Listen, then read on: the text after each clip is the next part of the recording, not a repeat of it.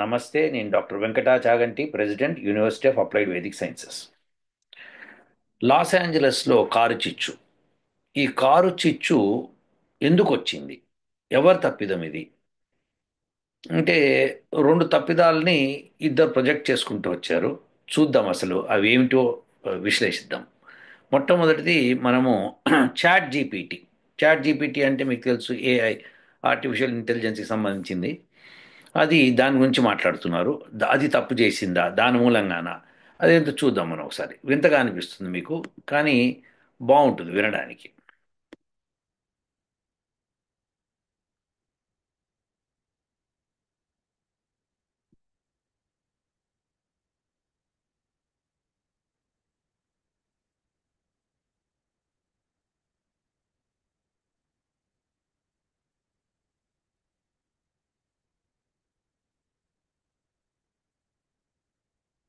Chat GPT responsible for Los Angeles fires. AI chatbot uses a lot of water for prompts.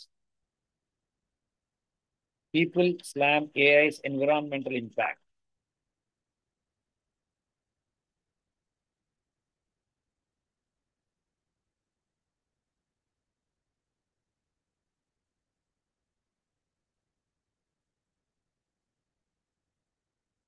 Did LA run out of water because of Chat GPT? Chat GPT behind LA fires? Question mark. Los Angeles continues to battle devastating wildfires. Over a week has passed, yet the inferno is still spreading. How did the fire start? Investigators are searching for answers. Speculation is running wild. Climate change, faulty power lines, deliberate arson, mismanagement of resources, anything and everything is being blamed. But one theory is gaining more traction than the rest. Chat GPT caused the wildfires. That's right, social media has a new scapegoat, Chat GPT, the same AI chatbot that can do maths and pen poems. Before we tell you why, let's quickly also look at the situation on the ground. 25 people have died. 6 million remain under a fire threat. 2 fires are currently active, the Palisades and the Eaton fires. Firefighters are battling these blazes, but powerful winds make it very difficult. The conditions are expected to ease this weekend, but Los Angeles still has a long road to recovery. Which brings us to the culprit. Social media users say Chat GPT caused the fires. But is that true? Is Chat GPT really responsible for the fires? And why is social media blaming artificial intelligence? To understand that, let's look at how Chat GPT works. Imagine you type a prompt into Chat GPT. The prompt is turned into code. This code flows through a network of servers. The servers run thousands of complex calculations, and ultimately they produce the best possible response for you. Now, all of this happens on massive power-hungry servers. These servers work hard, so they generate heat, lots of heat. And so data centers need to prevent overheating. For that, they rely on cooling systems. And this is where water plays a crucial role. Cooling towers use vast amounts of water just to keep servers at optimal temperatures. Essentially, ChatGPT is a water guzzler. To put it in perspective, a 100-word email needs around a bottle of water. Same for every 4 to 5 prompts. ChatGPT gulps almost 500 ml of water for this. Now let's zoom out and look at the larger picture. In 2024, ChatGPT had 300 million weekly active users. 300 million weekly active users. So you can imagine the amount of energy it consumed and the scale of water it needed. And that is why social media is complaining. Los Angeles is located in Southern California. This is a region that has experienced drought in the past, which means water is already scarce here. The wildfires exposed that scarcity and made it worse. The fires began on January 7th. Soon, fire hydrants were low on water. The LA Fire Department was banned, and that's when social media started connecting the dots. ChatGPT relies on water. Los Angeles is running out of water, so naturally, ChatGPT must be to blame. The fact is, this theory holds little water. The fire hydrants ran dry because of overwhelming demand. On top of that, the municipal water system is poorly designed. It cannot handle the demands of fast-moving wildfires. So this is not an AI problem. This is an infrastructure problem. But that does not let ChatGPT off the hook entirely. Yes, it is responsible for, not responsible rather, for this particular fire, but it is very much part of a bigger problem. Our planet is heating up. Extreme weather events are becoming increasingly common, like these wildfires in Los Angeles. Addressing this crisis needs collective action. You need to conserve natural resources like water. Instead, you're building more AI data centers that use gallons of water and electricity to write emails. So you can see where the problem is. The crisis in LA is a wake up call. It's not just about the technologies we use today, it's about how we manage the infrastructure that supports this tech. AI companies will also have to do better. They must find other cooling alternatives or move data centers to cooler climates. After all, the future of AI does not just lie in the promise of intelligence, it lies in how responsibly it can be integrated into our world. As for that email that you're delaying, you don't need ChatGPT to write it. You can type it out yourself. It will only take 5 more minutes of your time. చూసారు కదండి. ఇప్పుడు chat జీపీటీలో మన email రాసుకుందుకు కూడా మనం chat GPT మీద ఆధారపడతాము. అది చేయడానికి ఒక బాటిల్ ఆఫ్ వాటర్ కన్జ్యూమ్ చేస్తుంది. అంటే ఏంటంటే ఆ సర్వర్స్ హీట్ అయిపోతూ ఉంటాయి. ఇదివరకు మీరు 1980స్లో కంప్యూటర్స్ వచ్చినప్పుడు ఆ కంప్యూటర్స్కి ఏసీ రూమ్లు కావాలి, లేకపోతే ఉండలేవని చెప్పేవాళ్ళు. ఎందుకంటే అది పాడైపోతాయని. నిజమే. అది ఆ వేడి విపరీతంగా ప్రొడ్యూస్ చేస్తుంది అనమాట. ఆ వేడిని కూల్ చేయాలి, లేకపోతే అక్కడ ఉన్న సెమీ కండక్టర్స్ అవి చెడిపోతాయి. సో మనకి ఈ విషయం తెలుసు అప్పట్లో. సో అప్పటి నుంచి వస్తున్నప్పుడు ఏసీ నుంచి మెల్లగా తగ్గించుకుంటూ బాగానే ఏసీ లేకపోయినా నడిచే కంప్యూటర్ని తీసుకొచ్చారు. కానీ కొంతవరకే టెంపరేచర్ కొంత దాటిన తర్వాత అవి పనిచేయడం మానేస్తాయి. సో ఎస్పెషల్లీ డేటా సెంటర్లు ఎక్కడైతే స్టోరేజ్ జరుగుతుందో, అంటే మనం టైప్ చేసే ఈమెయిల్స్ కానీ మన దగ్గర ఉన్న డేటా అంతా స్టోర్ అయ్యేది సర్వర్ల మీద. ఆ సర్వర్ లోపల హీట్ ప్రొడ్యూస్ అవుతున్నప్పుడు దాన్ని కూల్ చేయడానికి వాటర్ అవసరం అవుతుంది. సో అంటే వాటర్ దానిలో పోసేమని కాదు, రన్ చేసిన పైప్ లైన్స్లో రన్ చేసినప్పుడు అది కూల్ అవుతుంది. సో వాటర్ హీట్ అయిపోయి ఎవాపరేట్ అయిపోతూ ఉంటుంది అనమాట. సో దేర్ ఫోర్ వాటర్ చాలా కన్జ్యూమ్ చేస్తుంది. సో కన్జ్యూమ్ చేయడం మరి మూలంగానే లాస్ ఏంజలస్లో ఫైర్ని వాళ్ళు కంట్రోల్ చేయలేకపోతున్నారు, వాటర్ సఫిషియెంట్గా లేదు అని. మరి సముద్ర నీరు వాడచ్చు కదంటే లాస్ట్ టైం చెప్పుకున్నాం, సముద్ర నీరు వాడకూడదు. వాడితే అవన్నీ భూమంతా పాడైపోతుంది. Number one. నంబర్ టూ ఏంటంటే ఆ ఫైర్ ఫైటింగ్ ఎక్విప్మెంట్ అంతా పాడైపోతుంది, ఎందుకంటే జంక్ పట్టేస్తాయి అన్నమాట. అంటే అవన్నీ కూడా ఆ, ఏమంటే ఐరన్ మూలంగా కరోషన్కి వస్తాయి అన్నమాట. సో అంటే ఇనుము తుప్పు పడుతుంది. సో ఆ తుప్పు పట్టడం ఇవన్నీ అయినప్పుడు ఇంకా మీకు పనికి రావాలి. సో ఎక్విప్మెంట్ పనికి రానప్పుడు ఇంకెట్లా యూజ్ చేస్తాం? సో అందుకని సముద్ర నీరు పనికిరాదు, మంచినీరే పనికొస్తుంది. ఆ మంచినీరు లేక ఎడారులుగా తయారవుతుంది. కాలిఫోర్నియా ఏరియా, నెవాడా ఏరియా అంతా కూడా ఎడారులు తయారవుతున్నాయి అక్కడంతా. సో అది గవర్నమెంట్ పట్టించుకోవట్లేదు. ఎంతసేపు టెక్నాలజీ టెక్నాలజీ అని చెప్పి మేమేదో అద్భుతాలు సృష్టిస్తున్నాం అని చెప్పి నేచర్ని సర్వనాశనం చేస్తున్నారు. సరే, నేచర్ని మరి ఎట్లా రెస్టోర్ చేయాలి మాట్లాడుకుందాం. సో ఇదొకటి అర్థమైంది కదండి. ఒక్క గ్లాస్ ఆఫ్ వాటర్ అంటే మీకు ఒక బాటిల్ ఆఫ్ వాటర్ ఒక ఈమెయిల్కి ఎంత 100 పదాలు ఉన్న ఈమెయిల్ రాయడానికి చాట్ జీపీటీకి ఒక బాటిల్ ఆఫ్ వాటర్ కన్జ్యూమ్ చేస్తుంది. రోజుకి 300 మిలియన్ యాక్టివ్ మెంబర్స్ ఉన్నారు దాని మీద. సో రోజంతా నడుస్తూనే ఉంటుంది చాట్ జీపీటీ వాళ్ళకి.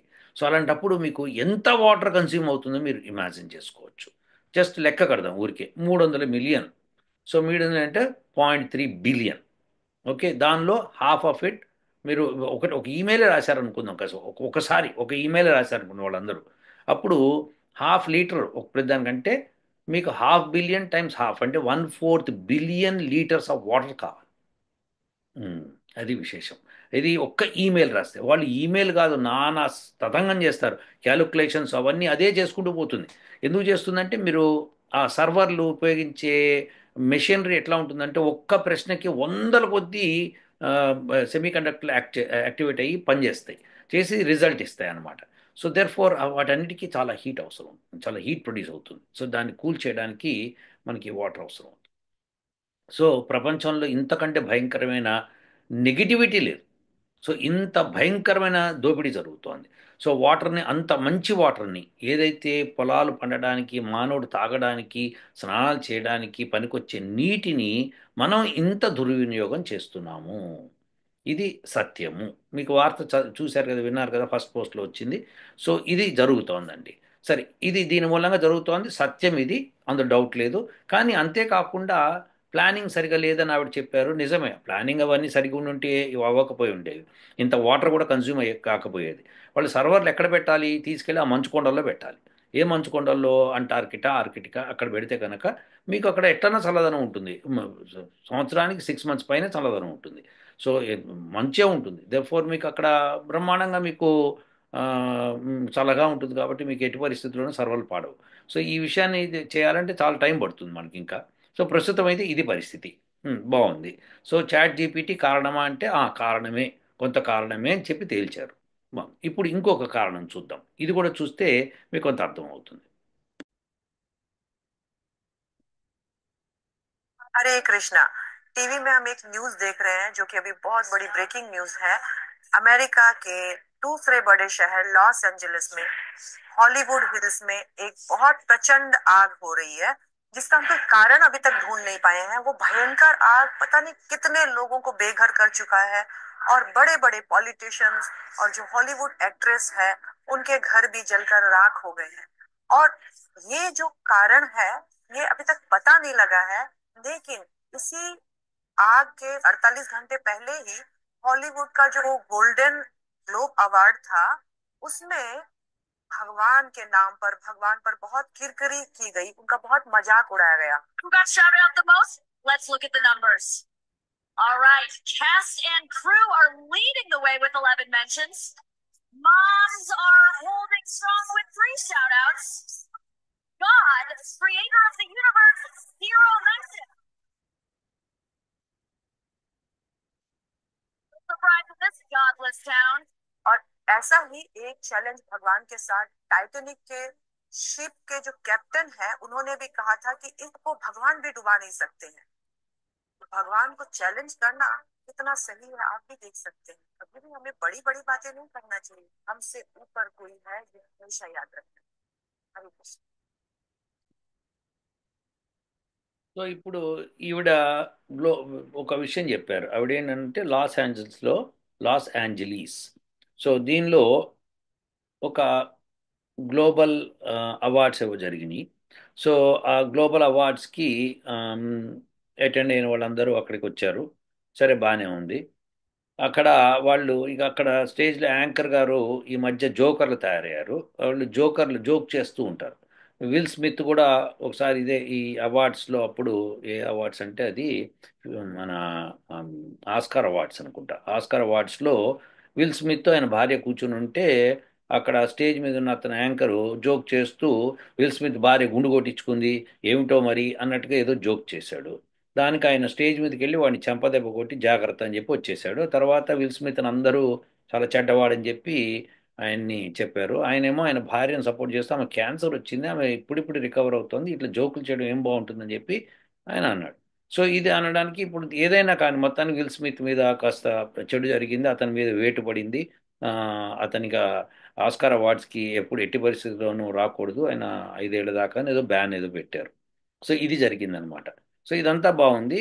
అయితే ఇప్పుడు విశేషం ఏంటంటే, సో, ఈ గ్లోబల్ అవార్డ్స్ ఏవైతే జరుగుతున్నాయో అవార్డ్స్ దగ్గర 48 గంటల ముందరే ఈ ఫైర్ స్టార్ట్ జనవరి 7th జరిగితే ఈ జనవరి 5th జనవరి 4th జరిగిందనమాట. ఏం జరిగింది అవార్డ్స్లో ఏమైందంటే ఈ యాంకరు పెద్ద పెద్ద జోక్స్ చేస్తూ ఎవరికి ఎన్ని ఓట్లు వచ్చినాయో చూద్దామని చెప్పి అంటే, సరే అక్కడ ఉన్న స్టాఫ్కి 11 ఓట్లు, తర్వాత ఏదో మామ్స్ అని చెప్పి వాళ్ళకి 3 ఓట్లు, మరి ఈ యూనివర్స్ క్రియేట్ చేసిన గాడికి ఎన్ని ఓట్లు వచ్చినాయంటే 0 ఓట్లు అన్నారు. అంటే ఇక గాడ్లెస్ సిటీలో గాడికి ఏం పని ఉన్నట్టు అన్నట్టు ఏదో ఎగతాళిగా ఆమె అన్నదట. సో, దాని మూలంగానే లాస్ ఏంజలీస్కి ఇట్లా అయింది అన్నట్టుగా ఈవిడ చెప్తోంది. జరిగిందా అన్నట్టు. అలానే టైటానిక్ షిప్ క్యాప్టెన్ అన్నట్ట భగవంతుడు కూడా ఈ షిప్ను ముంచలేడు అన్నట్ట.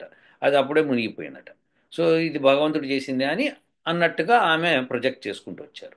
ఇప్పుడు మీరందరూ ఏం నమ్ముతారండి? ఇది లాస్ ఏంజల్స్ సిటీలో 48 గంటల ముందర ఇట్లా భగవంతుడి గురించి ఏమాత్రం భగవంతుడిని ఎక్కిరిస్తూ చేసినందుకు జరిగిందంటారా అని ఒక ప్రశ్న. ఇప్పుడు ఆవిడ చెప్పడం అయితే జరిగిందని అనుకుంటోంది. అలానే టైటానిక్ షిప్ మునగడానికి కూడా కారణం భగవంతుడే అన్నట్టు చెప్తాం. అయితే మీరందరూ ఏమనుకుంటున్నారు? మీరందరూ ఏమనుకుంటున్నారో తెలియదు కానీ వేదం ఏముంటుందని చెప్తాను. వేదము ఇలాంటివన్నీ పుస్కి అంటుంది, అంటే అబద్ధాలు చెప్తున్నాడు. ఎందుకంటే ఈ సృష్టి ఒకసారి గమనించండి, బిలియన్స్ ఆఫ్ స్టార్స్ అండి, బిలియన్స్ ఆఫ్ స్టార్స్. అంటే ఏంటంటే కోటాను కోట్ల నక్షత్ర మండలాలు, వాటి చుట్టూ తిరిగే గ్రహాలు, గ్రహాల్లో ఉండే జీవాలు, ఈ సృష్టి అంతా క్రమబద్ధంగా నడుస్తూ ఉంటుంది. ఇంత క్రమబద్ధంగా నడిపించే పరమాత్ముడికి ఎవడో లాస్ ఏంజలస్లో గొట్టంగాడు ఏదో మాట్లాడితే వింటారండి, పట్టించుకుంటాడా? ఆయన పట్టించుకోడు అనడానికి కూడా మనం ఒక మంత్రం ఎప్పుడు చెప్పుకుంటాం, అది తేజోసి తేజోమయి దేహి అని. ఆ మంత్రంలో చివరిది సహోసి సహోమయి దేహి.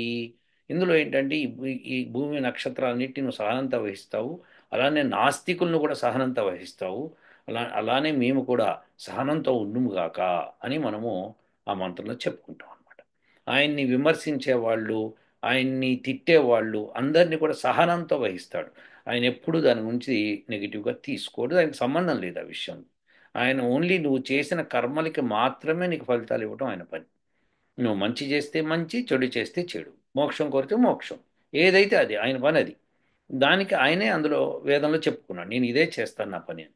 అలాంటప్పుడు ఇక్కడ ఏదో లాస్ ఏంజలస్లో భగవంతుడికి ఓట్లు పడలేదంటే అయ్యయ్యో నా పరపతి పోయిందని కిందకి దిగొస్తాడా? అటువంటి వాడు వచ్చేవాడు మానవుడు, భగవంతుడు కాదు. సో ఏ మతం అన్నా ఇలాంటివి చెప్తే కనుక ఆ మతం తప్పు అని అర్థం చేసేసుకోండి, ఇమ్మీడియట్గా అప్పుడు అర్థం చేసుకోండి. సో అలా ఎప్పుడు జరగదు. భగవంతుడు ఇప్పుడు అలా చేసి ఉండుంటే, ఒకవేళ అది నిజం అనుకుందాం కాసేపు, అనుకుంటే భగవంతుడు లాస్ ఏంజల్స్ అందుకే తగలబెట్టాడు అనుకుందాం. ఇప్పుడు లాస్ ఏంజల్స్ తగలబెట్టినప్పుడు ఆ గోల్డెన్ గ్లోబ్స్ అవార్డుకి వచ్చిన వాళ్ళ దగ్గర ఎవరైతే ఉన్నారో వాళ్ళ ఇల్లు తగలబడ్డాయా, మిగతా వాళ్ళ ఇల్లు తగలబడ్డాయా? మిగతా వాళ్ళ ఇల్లు అంటే చాలామంది ఇల్లు తగలబడ్డాయి, వీళ్ళవి కాదు కదండి. కాబట్టి అర్థం చేసుకోవాల్సింది ఏంటంటే, అంటే ఒకడు ఏదో తప్పు చేస్తే ఇంకోటికి శిక్ష పడుతుందా? అలా పడితే భగవంతుడి న్యాయం కరెక్ట్ అవుతుందా? మీరు చేసిన కర్మకే మీకు శిక్ష కానీ, లేకపోతే వరం కానీ ఏదన్నా సరే మీకు అది వస్తుంది. కానీ మీ ఇతరులు చేసే వాటికి మీకు సంబంధం లేదండి, ఎట్టి పరిస్థితుల్లో ఉండదు. భగవంతుడి న్యాయంలో అటువంటిది అన్యాయం ఎప్పుడూ జరగదు. అది జరగదు, అది మనం గుర్తుపెట్టేసుకోవాలి మనం. సో దేర్ ఫోర్ మీరు చేయాల్సింది ఏంటంటే, మీరు భయపడకండి. ఫస్ట్ భగవంతుడు అంటే ఆనందంగా ఉండండి, నమ్మండి, హ్యాపీగా ఉండండి. ఆయన ఎప్పుడు ఇలాంటి చిల్లర పనులు చేయడు. సో ఇలాంటి చిల్లర పనులు చేసేది నాస్తికులు. ఇక ఆస్తికుల్లో ఇగో ఇట్లాంటి నాస్తికత్వాన్ని ప్రొపగేట్ చేసేవాళ్ళు. వీళ్ళు ఆస్తికులని పేరే కానీ అది నాస్తికత్వంతో సమానం అది.